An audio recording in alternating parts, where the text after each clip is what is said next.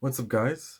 Today I'm going to be talking about using alter egos. I know it's weird, but it makes sense. It'll make sense. So, as human beings, we always have like fluctuating moods, thoughts, emotions, and but we do have some patterns that are kind of consistent over time. So, if you're someone that's like hardworking, you'll have particular thoughts, emotions that occur to kind of make you that way, right?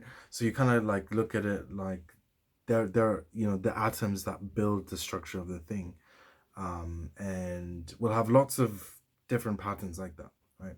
So you could call them, let's say, themed patterns, and some theme patterns we personally prefer over other ones. We want to cultivate some of them, right? For example, with the whole mindfulness movement, it became more clear to people that, oh, this is something people want to cultivate, right? So like the mindfulness mode, it'll involve maybe being more patient, being more reflective, being more grateful, gratitude, right?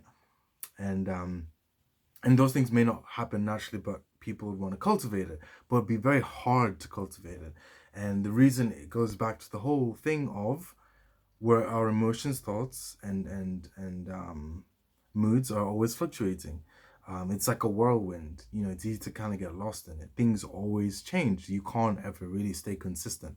So it's like coming back to that mindset is difficult. It's the coming back to it because you have all sorts of moods that take over. Like this moment, you're like really prideful, right? And you have certain thoughts and feelings that are to do with being prideful. This moment, you're having fun with someone. It's like you just change all the time. But recently, kind of resolve that the scatteredness of that, I got into the idea of creating alter egos, and it really does. It is a bit unorthodox, but it really does kind of solve the issue because it's a way of organizing those moods, thoughts, and emotions. So it makes it easy to cultivate it. It's the way I think of it. It's sort of like a mental outfit that you wear that you can put on, right? And another reason why having an alter ego is powerful is because you can also build cues that help trigger the mindset.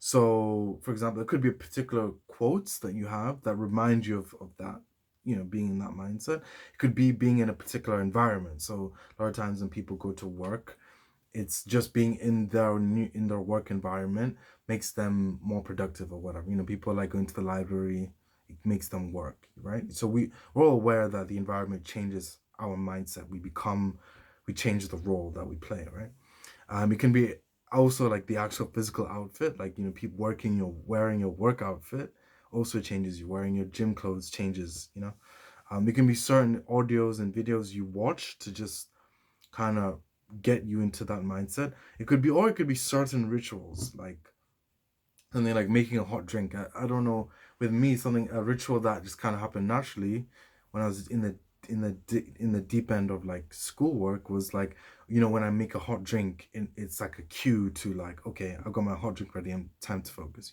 Just simple things like that. It's weird and cringy at first sight. Making alter egos, but at the end of the day, like what I found is it's extremely functional in organizing and controlling your mind in going towards the direction you want.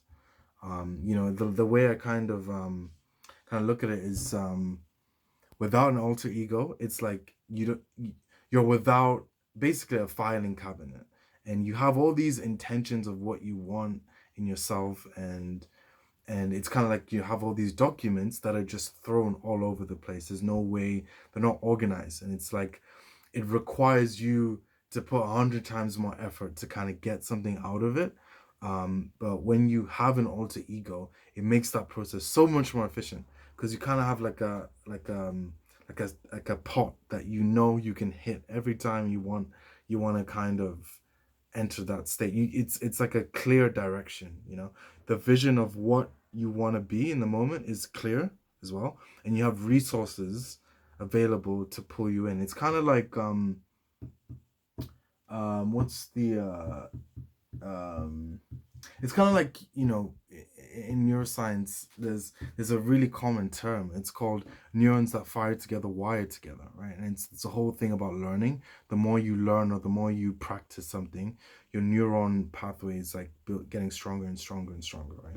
And when you have alter egos, because it's such an organized understanding of what you want to be in the moment, you're basically giving your brain the opportunity to build stronger connections towards that particular person. And I think that is the main thing about it. It just, if you ever want to be a particular, cultivate a particular identity or persona or attitude, having an alter ego makes that process much more efficient. And I think despite the unorthodox nature of it, it's definitely worth trying out.